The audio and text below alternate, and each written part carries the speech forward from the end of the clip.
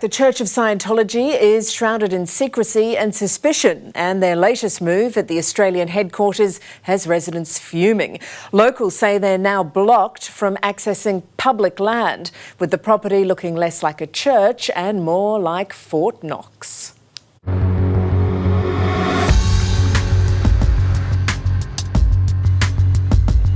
Many residents feel that they've been locked out of the site. This development could threaten lives if there's a bushfire in the area. Scientology describes itself as the world's fastest growing religion. But residents surrounding the church's Asia-Pacific headquarters say security in their area is growing even faster. The church has been accused of blocking access to the national park. Security gates have been installed which operate 24 hours a day, and the church plans to distribute swipe cards to residents. All of these security measures have been implemented without council approval. The matter was referred to the Sydney North Planning Panel, who approved the church's modifications last month. However, the church upped its security in January last year, well before. Lynn, what are the residents in this area so upset about? The residents in the area are upset about the security measures that have been imposed. Lynn Saville is a councillor at Willoughby City Council in Sydney and has been a resident in the area for 35 years. The neighbours have always had a high sense of ownership about this property. They've used it, they've walked through it, they've defended the creek, they've done bush regeneration here. There's been a high sense of public ownership and great love of the property. Before the block belonged to the Church of Scientology, it was the National Acoustic Laboratory and was Commonwealth land.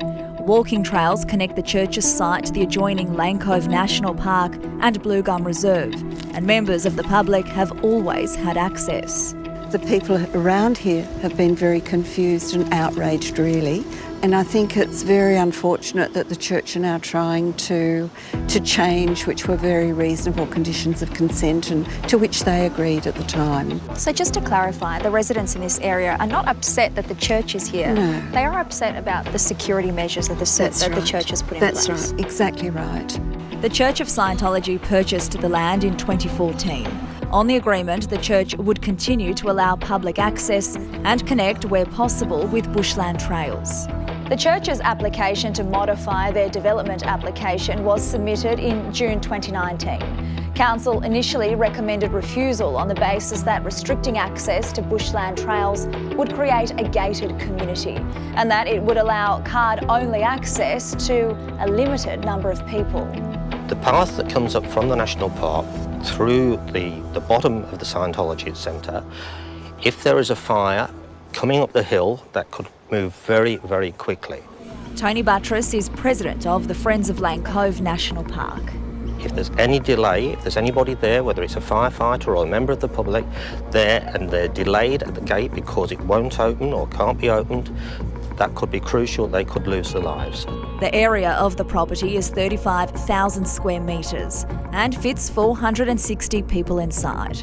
There are now security gates at Greville Street and Range Street. Both gates require a swipe card to access the park trails. The church added an extra access point on Millwood Avenue for its buses. Many residents here are concerned that they're going to need a swipe card to enter the park. As a resident within the area, are you concerned about that? I would say yes, very much so. I can't see why anybody should need a swipe card to basically go down what is a public track into the national park. I am very much against anybody having to give their information, their personal information, to the church. You would likely need your name, surname, potentially some kind of contact information that is uniquely identifiable to you as the person gaining access. Tech expert Charlie Brown. You need to understand where that data is going to go. Who's going to have access to it? Is it going to be sellable to another organisation or shared? Read the privacy policy, understand it. If you have further questions, ask for clarification on the different points. Hello? Hi there, it's Lauren Goldman from The Current Affair. I just wanted to have a chat with somebody about the security measures that have been implemented here. Not a problem. Could I have a contact number? We can have our media department contact you and make an appointment. The church refused an on-camera interview, but did send us this statement, saying the Church of Scientology has taken the measures to ensure the health and safety of our staff, parishioners and all local residents on our property. Adding, we are taking extra measures to maintain access for our neighbours and the community to enjoy the nearby national park and walking tracks. The increased security by the church comes after an employee of the organisation was murdered on the premises in January last year. They've been done, as far as I understand it, without any consultation with council whatsoever, and certainly with no consultation with their neighbours. While the Sydney North Planning Panel approved the church's modifications in general, the organisation has instructed the church make a number of changes. Security intercoms need to be installed at pedestrian gates. Signage saying visitors are welcome to enter and enjoy our grounds will be placed at the main entrance. And swipe cards must be issued to a number of households in the area. However, the church can refuse issuing security access cards to any household or person it can prove is a threat to the church. Len, what would you like to see done here? Well, I would like to see the security fences removed and for the church to maintain and to uphold its commitments.